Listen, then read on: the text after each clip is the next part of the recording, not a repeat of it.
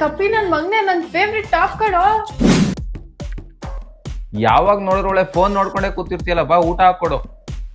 ನನ್ನೇನ್ ಕೇಳ್ತಿದ್ದೀರ, ಹೋಗಿ ಹಾಕೊಂಡ್ ತಿನ್ನಿ.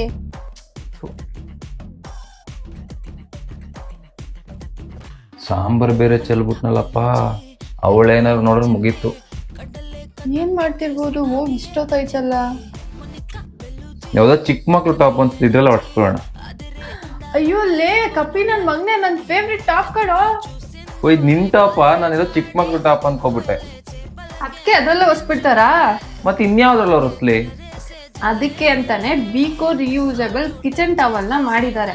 ಈ ಟವಲ್ ನ 100 ಟೈಮ್ ವಾಶ್ ಮಾಡಿ ರೀಯೂಸ್ ಕೂಡ ಮಾಡಬಹುದು. ಇದನ್ನ ಪ್ಯೂರ್ ಬ್ಯಾಂಬೂ ಇಂದ ಮಾಡಿದ್ದಾರೆ. ನೀವೇ ನೋಡ್ದಂಗೆ ಇಲ್ಲಿ ತೇಜು ಸಾಂಬಾರ್ನ ಚೆಲ್ಲಿದ್ರಲ್ವಾ, ಸೊ ಅದನ್ನ ಈ ಟವಲ್ ಇಂದ ಕ್ಲೀನ್ ಮಾಡೋಣ ಬನ್ನಿ. ಇದ್ರಲ್ಲಿ 20 ಶೀಟ್ಸ್ ಟವಲ್ ಬರುತ್ತೆ.